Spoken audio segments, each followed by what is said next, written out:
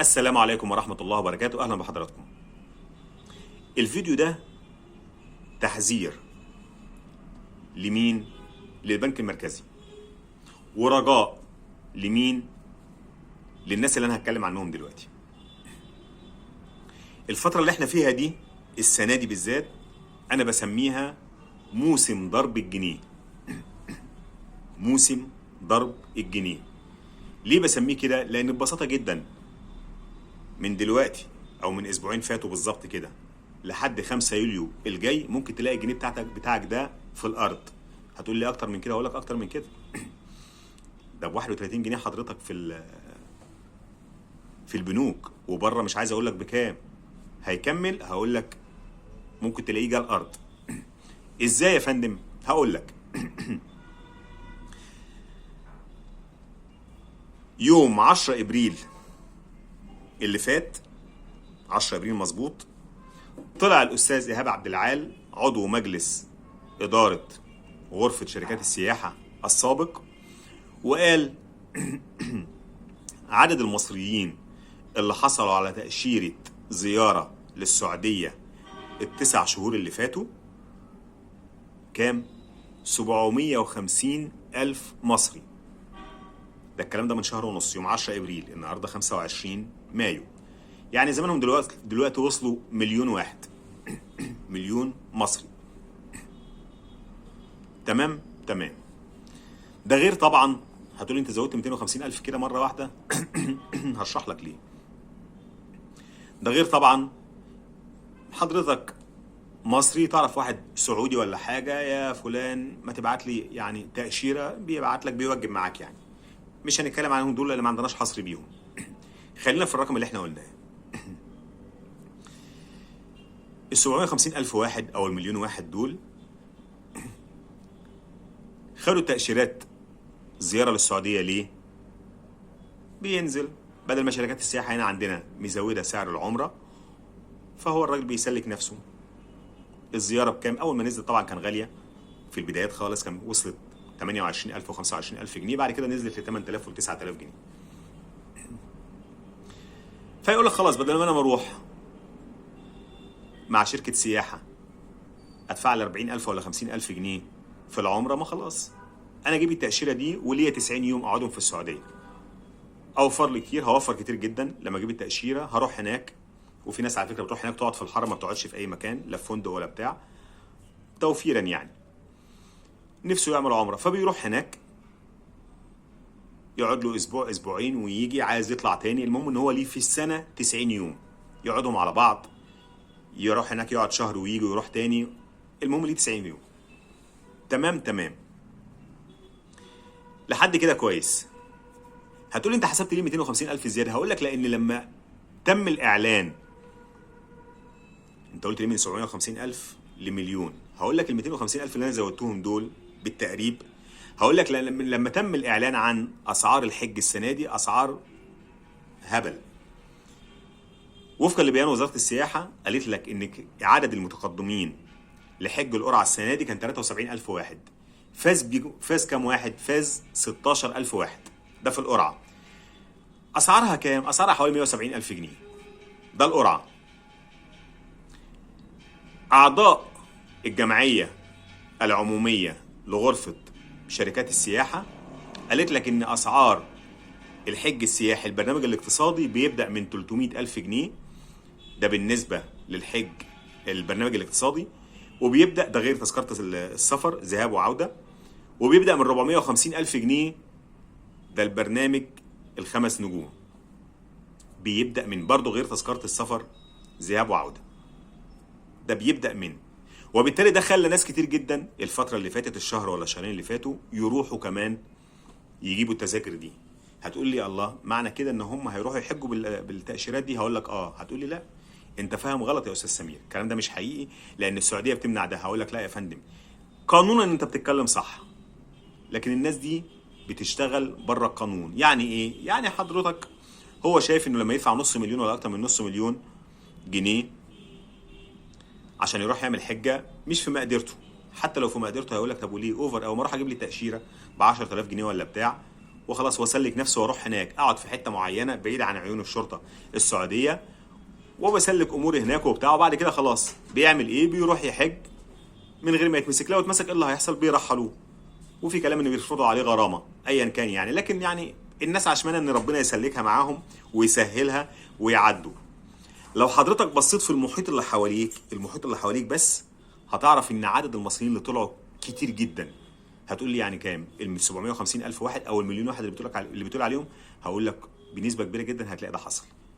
تقريبا كلهم طلعوا، تقريبا كلهم طلعوا. بص المحيط اللي حواليك وشوف انت تعرف كام واحد طلع بالنظام ده الفتره اللي فاتت. اللي بيطلع مصر للطيران قالت لك من كام يوم، قالت لك احنا من 30/5 مش هنطلع حد جده، مش هنطلع طيران لجده الا لو تذكره حج، الا لو معاه تاشيره حج. ليه؟ لانهم عارفين اللي بيحصل. المصريين بيعملوا ايه؟ يطلع جده انا رايح زياره للسعوديه، وبعد كده ايه؟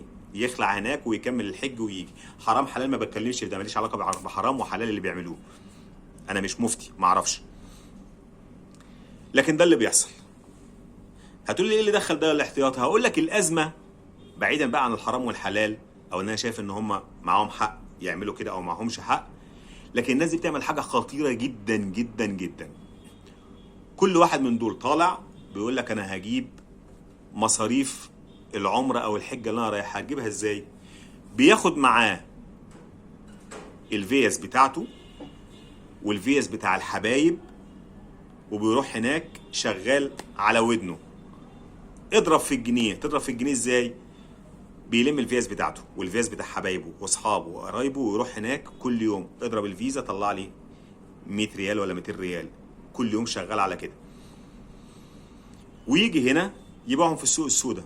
هتقول لي الله، طيب ما هو الفلوس اللي بيسحبها من هناك من البنوك، يعني هو مثلا حاطط هنا في حسابه 100,000 جنيه مصري، بيروح هناك السعوديه يضرب الفيزا يطلعهم بالريال. هتقول لي طب ما هي دي عليها رسوم. هقول لك صح. عليها كام؟ عليها حوالي 13%، 3% و30 جنيه مش عارف على كل سحبه ايه، و10% رسوم تانية ايه. فهتلاقي المحصله 13%. ده لو ما اشتراش، لو مش بيشتري حاجه، لو بيسحبهم نقدي. طب 13%، الدولار النهارده في البنوك رسمي ب 8 جنيه وربع. لو ضفت له، قيس ده على كل العملات، قيس ده على الدولار على غيره، بس انا بقول ريال عشان ده موسم الحج، موسم ضرب الجنيه. طب انت ربنا كرمك وطلعت، وبدل ما تدفع نص مليون ولا حتى 170,000 لو جات لك في حج القرعه، ربنا كرمك وطلعت بتاشيره زياره وعدت، والناس هناك ما خدوش بالهم منك وعدت وحجيت، تخرب اقتصاد بلدك كمان. الله، يعني الدولار هنا دلوقتي ب 8 جنيه و24 قرش، لما تضيف له 13% زائد 30 جنيه هتلاقيه واقف على 9 جنيه و30 قرش او 9 جنيه 32 قرش. 9 جنيه 32 قرش. شوف حضرتك في السوق السوداء هنا بكام؟ شوف هو هيغيره هناك بعد العمولات بكام، وهيجي هنا يبيعه في السوق السوداء بكام.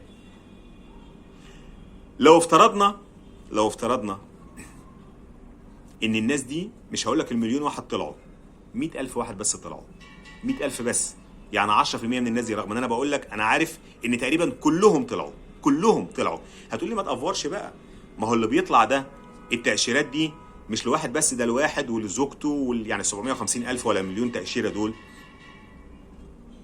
ده بيبقى الواحد ولزوجته احيانا ولاده وبتاع. هقول لك ما هو كل واحد من دول حضرتك عنده حساب، حتى لو قاصر عنده حساب في بنك، وبرضه بيروح بالفيز بتاعته. ده لو افترضنا ان كلامك صح.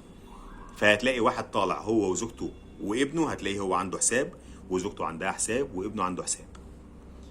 فايه اللي يحصل؟ في بنوك هنا عندنا كمان، او معظم البنوك، ممكن لحسابك انت بس، لحسابك الشخصي، بتديك اكتر من فيزا وبتسحب بيهم كلهم. فحضرتك تروح بره، لو افترضنا زي ما قلنا كده ان 10% بس من الناس دي طلعت، يعني 100,000 واحد طلعوا، لو كل واحد معاه 10 فيز بس، خلي بالك 10 فيز دي، هتقول لي انت بتأفر. هقول لك لا، ده في ناس بتطلع معاها 50 و60 فيزا، بتوع الحبايب والجيران وي وي وي. انا مش هقول لك 50 و60، انا هقول لك 10 فيز. و10 فيز ده يعني ايه؟ ده الحد الادنى، يعني لحسابه فقط معاه اكتر من فيزا، ولحساب زوجته، وفي ناس ممكن يكون لاولاده كمان، يعني ما راحش بقى لابن خالته ولابن عمه ولصاحبه، لا، ابنه عنده حساب هنا، بنته عندها حساب هنا، بياخد الفيزا بتاعتها وهي هنا ما سافرتش كمان معاه، وبيشتغل بالفيز دي بره. يعني اضرب 10 فيز في 100,000 واحد بمليون فيزا بيتضربوا كل يوم في المكن، في مكن بنك مصر والبنك الاهلي والسي اي بي وغيره وغيره وغيره. لو كل واحد من دول في الفتره اللي هو قاعدها دي، خلي بالك هو مش رايح يقعد حج سريع، ده هو رايح عامل حسابه انه يقعد هناك 50 60 يوم، لانه لو راح اليومين الجايين زي ما قلنا كده مصر للطيران اعلنت وقف دخول جده الا بتاشيره الحج بدايه من 30 مايو. فهو عارف ده كويس قوي، فبيعمل ايه؟ بيسافر بدري عن كده عشان يعرف يسلك اموره هناك ويخلع، لانه عارف انه بعد كده مش هيعرف يدخل جده. فال 60 يوم او 50 يوم اللي هو قاعدهم كل يوم بيضرب الفيزا، كل يوم بيضرب الفيزا. لو ضرب ما يعادل في ال 50 60 يوم دول بالفيز اللي معاه، ال 10 فيز اللي معاه، ما يساوي $2000 بس. انا بقولها بالدولار بقى هنا مش بالريال. يبقى في 100,000 واحد يبقى عندك 2 مليار دولار طلعوا. ال 2 مليار دولار اللي مستنيينهم حصيله بيع حصص في 32 شركه حكوميه طاروا. ده حد ادنى، ده حد ادنى. لان ليه؟ لان زي ما بقول لك في ناس كتير جدا معاهم اكتر من كده بكتير قوي، وانا عارف انا بقول ايه، معاهم 30 و40 و50 فيزا بيلم. اللي يزعل في ايه؟ اللي يزعل ان البنك المركزي فاهم الكلام ده كويس جدا، وطلع بيان في 26/12/2022 قال فيه 26/12 ده خلي بالك ده لا موسم حج ولا موسم عمره ولا موسم اي حاجه خالص. ومع ذلك قال لك ايه البنك المركزي؟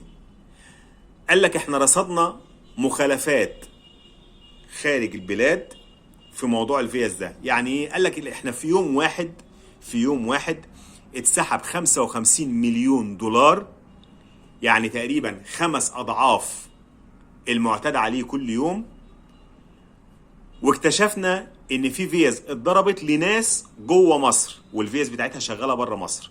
وقال لك احنا اتفقنا بالتنسيق مع الجهات المعنيه ان احنا هنشوف مين الناس دي اللي كانت موجوده جوه مصر والفيز بتاعتها شغاله بره مصر، وهنحاسبها قانونا ويتخذ الاجراءات القانونيه ضدها. ده ما حصلش. اللي باين ان ده ما حصلش. ليه ده ما حصلش؟ لان لو ده حصل كان الناس هتخاف، ما كانش هيحصل تاني. لكن طالما ده بيحصل دلوقتي لسه، يبقى الكلام بتاع البنك المركزي ده ما حصلش. يا بنك يا مركزي، ارجوك خلي بالك وفتح عينيك ونسق بجد مع الجهات المعنيه وشوف. الموضوع مش صعب، الموضوع مش صعب خالص. حضرتك ادخل اعمل حصر يا بنك مصر، في النهارده كام اتسحب من عندك من بره مصر؟ في كذا. طيب ارقام الفيز ايه باسماء مين كذا؟ ابعتها للجوازات. الناس دي بره مصر ولا جوه مصر؟ بره مصر. خلاص يسحب زي ما يسحب بقى، حتى لو مش محتاج الفلوس دي، طالما ضميره مش واجعه ومش فارق بالنسبه له يخرب اقتصاد البلد، خلاص هو شغال قانوني بيسحب وخلاص.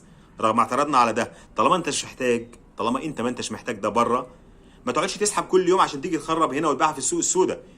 الريال هناك يبقى واقف عليك بعد العمولات ب 9 جنيه و30 قرش، تيجي هنا تبيعه ب 10 جنيه ونص وب 11 جنيه وتخرب. ومش مهم بقى البنك يفضى، الاحتياطي يخلص، مش فارقه بالنسبه لك. بس في الاول وفي الاخر هنقول شغال قانوني بالفيز اللي معاه، هتعمل له ايه؟